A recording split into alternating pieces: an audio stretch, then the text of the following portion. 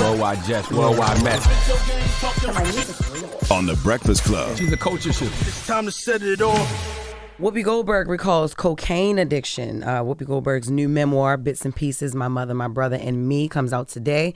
But one part of the book that is really circulating already is her addiction to cocaine. She spoke on how Hollywood and New York redefined the meaning of recreational drug use in the 80s. She wrote, I was invited to parties where I was greeted at the door with a bowl of Quaaludes from which I could pick what I wanted. Lines of cocaine were laid across tables and bathroom counters for the taking. Damn, them parties was lit back in the day. It's no different than what these kids doing now with the Molly and the ecstasy and all of them drugs they doing. It's just that was the drugs of the time. But you're not greeted with no bowl. Now, I've been, ain't nobody never opened the door for me with no bowl. Like, what you want? You going to the wrong parties. Shrooms or weed. I know. Yeah, they got parties with shrooms. Yeah, they be hearing about parties with shrooms. Yeah. They have shrooms on the table and stuff like that. Edibles and stuff like that. Pre-rolls. I got about 3-4 more months. All right. So she felt like she could handle cocaine because she didn't feel like it was dangerous because of how accessible it was. She was good for about a year until she felt like cocaine started kicking her ass. It started to impact how she showed up for work and caused her to hallucinate. She said the moment that made her get help was when she was doing cocaine in a closet at an upscale hotel. A housekeeper came and opened the closet. She saw Whoopi and started screaming. Whoopi jumped up and started explaining to her that it was her room. She saw her reflection in the mirror and she had cocaine smeared all over her face.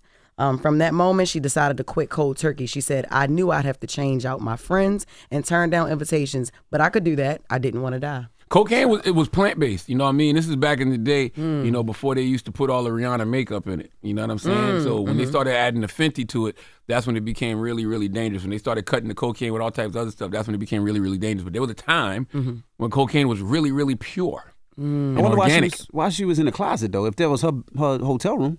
Yeah, but you know, when you on that coke, when you on that plant-based coke, Exactly. No, you don't know. Whoopi said she was coming up here for her book, man. Yeah. I didn't know it came out today. This will definitely make people read it, though. This is actually great, and it comes out today. So, all right. Moving on. DJ Vlad criticized for an argument with college professor. So we got into it with a Princeton professor after she asked him not to speak on the Drake and Kendrick beef. His tweet was simply, Kendrick's Not Like Us needed a better mix. It takes away from the song. Now, I was told that DJ Vlad was a producer, so I don't see why he couldn't have this opinion about the song. She responded to him and said, you are white. This is a black folk affair. So he responded to her and said, wait, so a professor at Princeton is telling me that a white person shouldn't be allowed to voice their opinion about hip hop? Is that how you interact with your students? She came back and said, what I'm saying is that you put your opinion in a discussion that's not needed. This conversation is and should censor black people, not you. Vlad said, don't try to change your words now. I'll be reaching out to Princeton about this on Monday. So she said, semester's over and my contract has been completed, but thanks for trying to bully me out of a job for censoring black people because you got your feelings hurt. Very retaliatory, huh? Nice tactic. The professor says she found it funny that Vlad chose her to respond to out of all people. Well, I mean, you kind of asked for it. Vlad said, I responded to you because all the other responses are from trolls and fake accounts. You may want to think about getting a burner account like all the other bigots do. That's how they keep from getting fired. LOL. Ate her up. Jesus. He definitely did. And later on, he shared another tweet clarifying that he never actually planned to file a complaint against her. He says, she trolled me and I trolled back. But he feels like their argument led to a bigger conversation about race relations, and he plans to bring it up in his future interviews. Here's the thing. Social media is the place where people can express their opinions.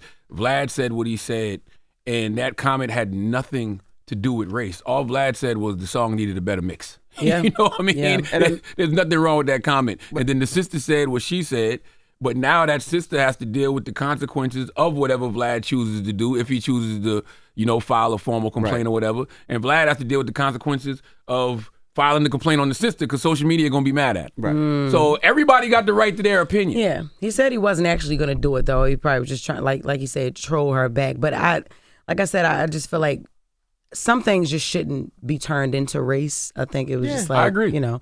And then some people would argue that Drake is half white.